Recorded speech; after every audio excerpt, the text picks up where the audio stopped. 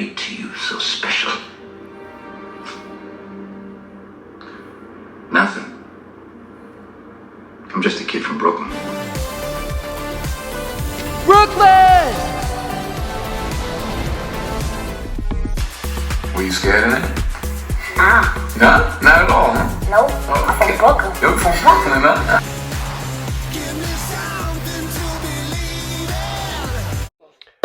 Okay guys, Frank Style, just a guy from Brooklyn, and I'm here to bring you the best of 2025, the best movies. I don't want to waste any time, so let's go through my 2 rules. Rule number 1 is spoilers. I do not plan on spoiling anything. You never know. One person considers a spoiler, someone doesn't, so I'm going to give you a mild spoiler warning. Rule number 2 is, as always, this is a favorites list, not a best list. So the best way you can come back at me about my list is to show me yours in the comments section. Coming in at honorable number 1 is Tron Ares. Yes, this movie flopped. Yes, Jared Leto, for some reason, has really bad luck making movies like this. And all I can say is, this movie has a pretty good soundtrack.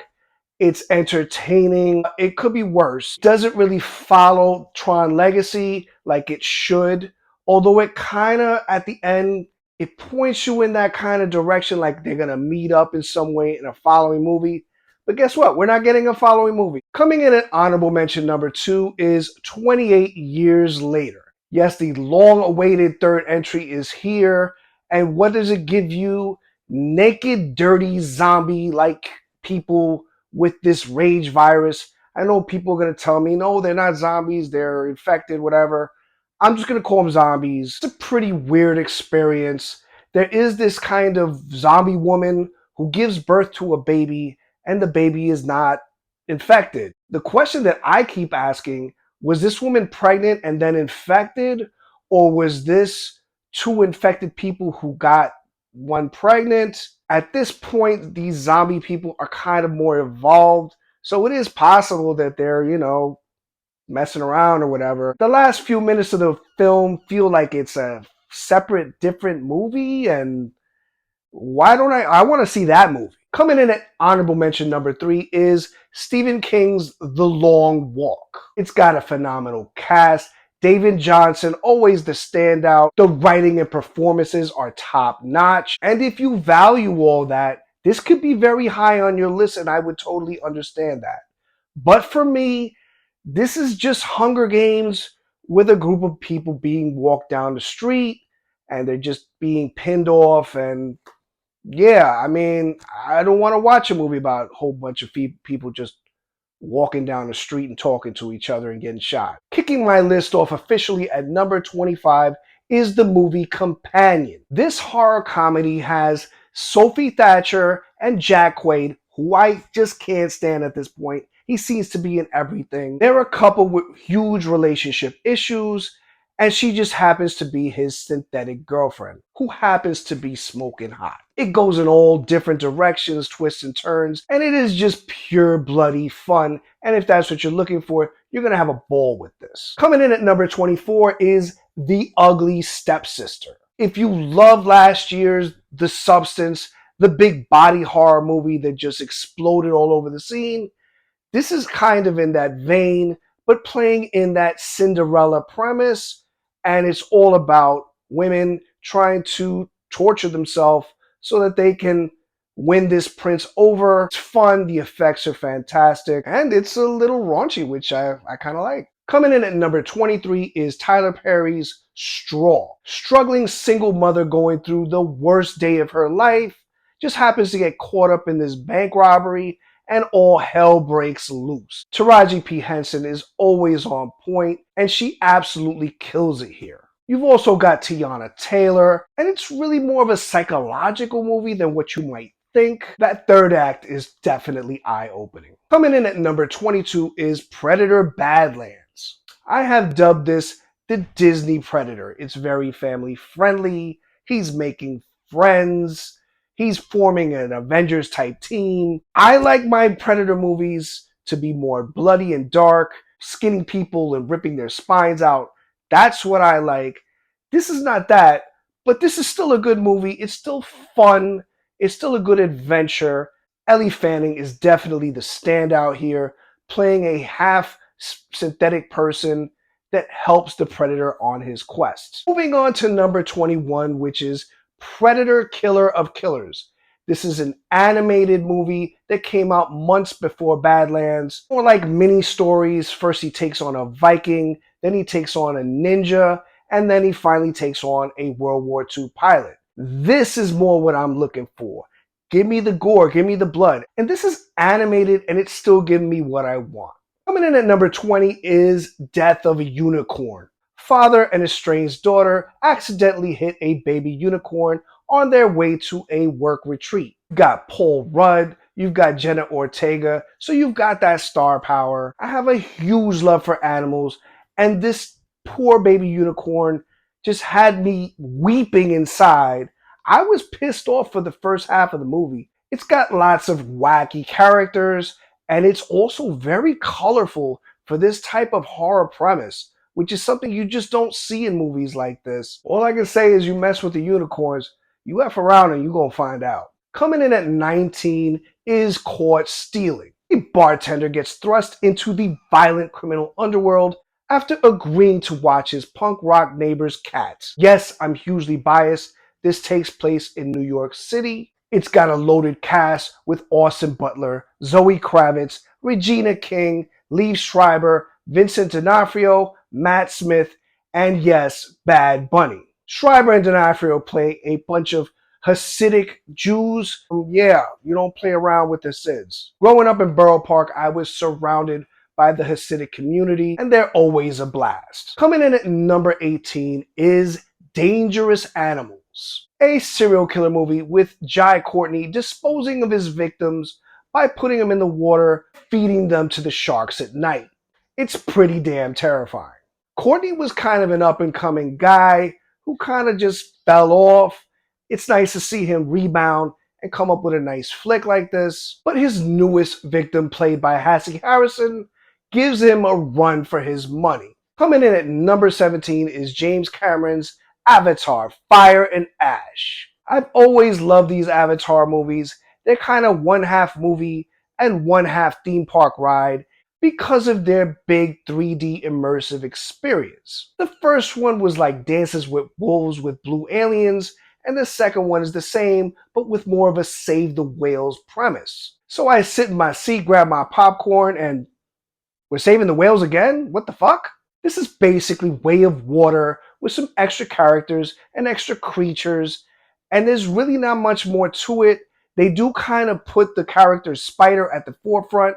He just happens to be the most annoying character in the entire franchise, so that did not make it better for me. It does have more action than the second one because the second one spent a lot of time setting up the whole whales thing. The standout here is Una Chaplin, who you might remember from Game of Thrones. She plays the leader of these Ash Navi people, and I'm not gonna lie, she was kind of sexy. If you're into like 7-foot blue, whatever. Coming in at number 16 is Heart Eyes.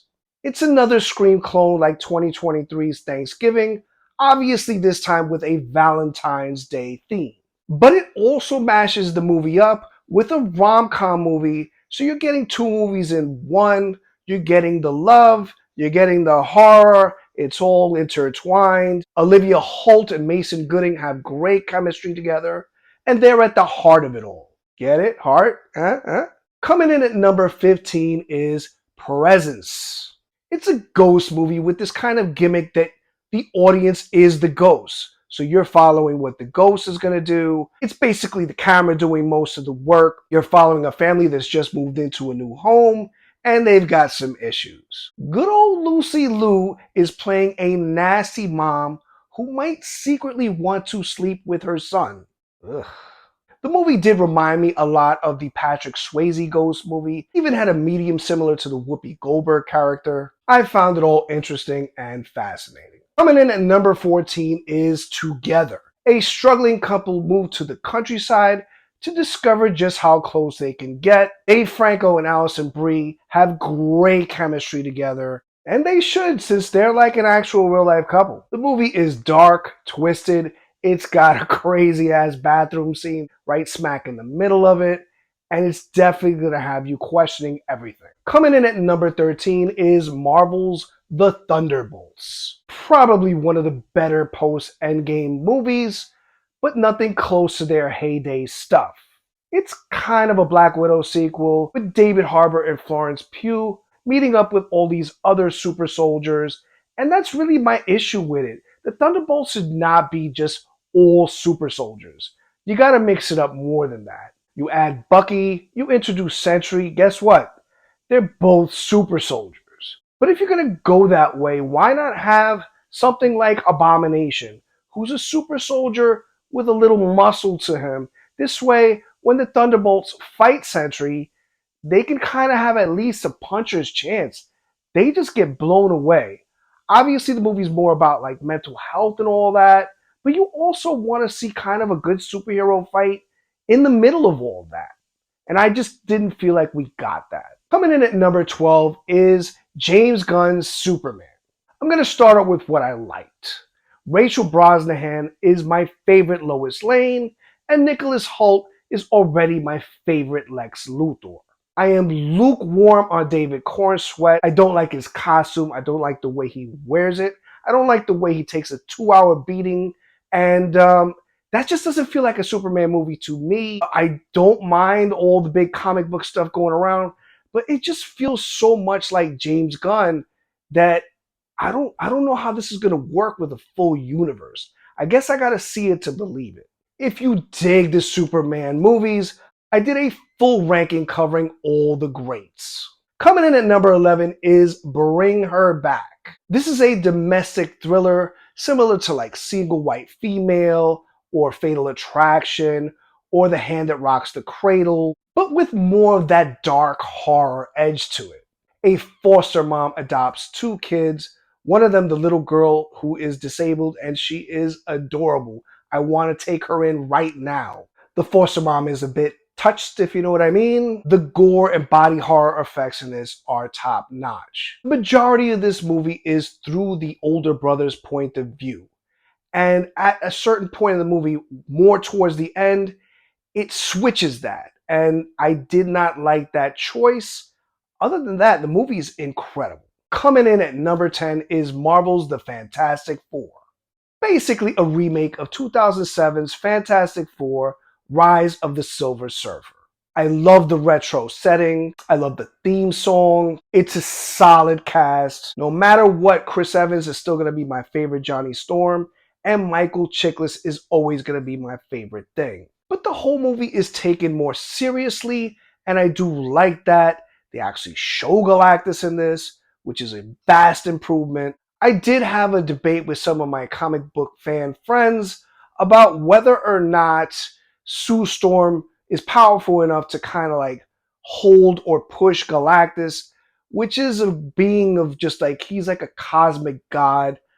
I can't see it, especially this early in this kind of a Fantastic Four story. They're just meeting Galactus at this point. Maybe down the line.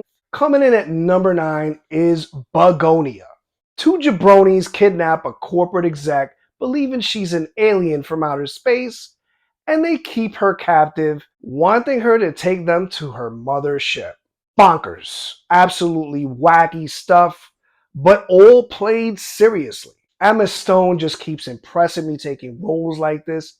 I mean, they shave her head and put some sort of Benadryl cream all over her body. She has no fear of taking movies like this. She did 2023's Poor Things, which was incredible as well. This is definitely a wild ride. Coming in at number 8 is The Housemaid, based off the popular book of the same name, and yes, another domestic thriller like the ones I mentioned, with Sydney Sweeney's character being hired as a live-in maid for a wealthy family. Amanda Seyfried plays the unsettling wife to perfection, and the movie has twists and turns aplenty. I did not read the book, but I did speak to some people who did, and they say that there was one scene specifically changed, which improved the movie. From what they described, it makes sense to me.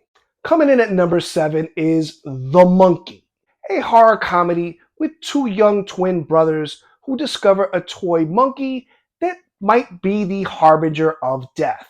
It establishes a new lore and rules for how this monkey works. And it is hilarious with all these omen slash final destination type accidental deaths, which had me laughing in my seat. Which is perfect segue for number 6, which is Final Destination Bloodlines. A legacy sequel that asks what if someone who escaped death's grasp had children and then they had children? How would that work? It adds more rules to the established lore, and it has a great intro sequence with this building up in the sky that just goes down deaths aplenty. I just happen to think it's the best in the franchise.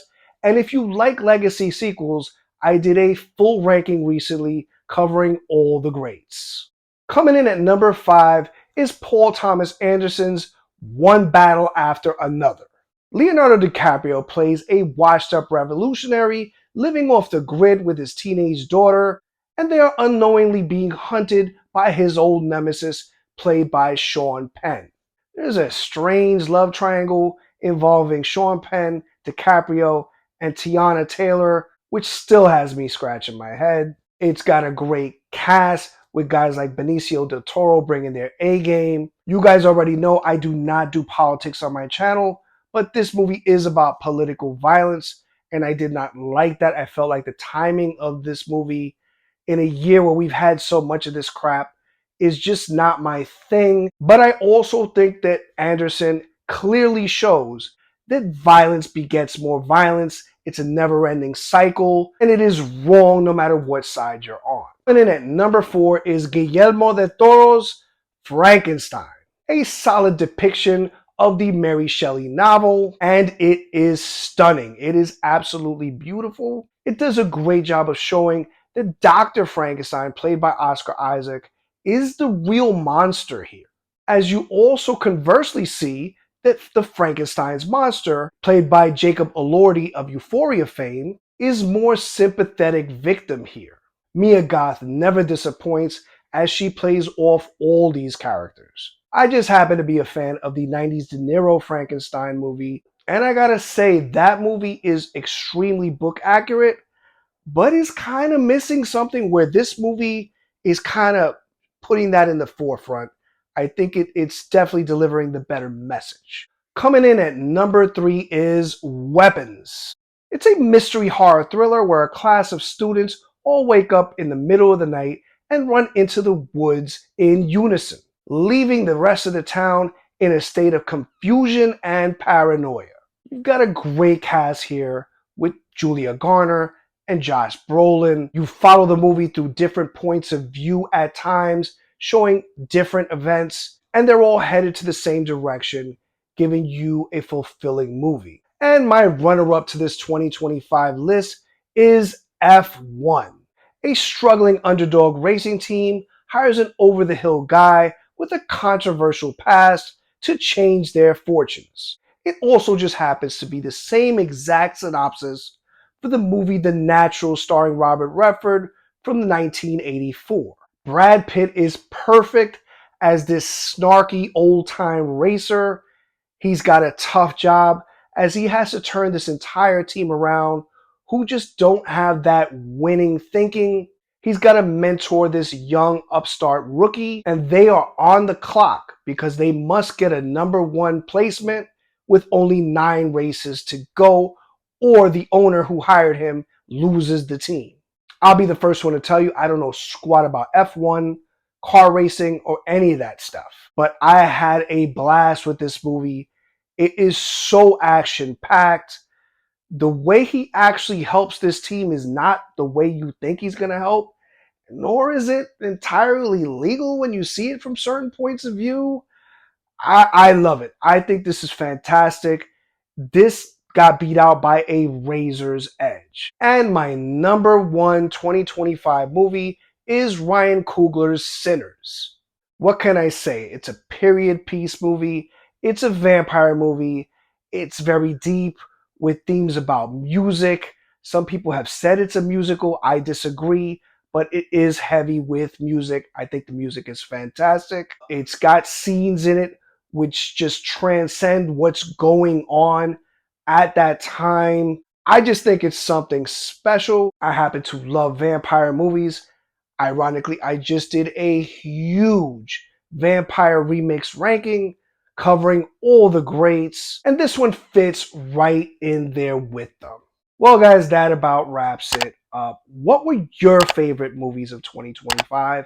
I definitely didn't see all of them, so I'd love to hear your choices. I'd love to see your lists. Let me know in the comments section. From the BK, from the city that never sleeps, peace, baby. This is a Brooklyn-bound express train. The next stop is Brooklyn Bridge. Stand clear of the closing doors, please.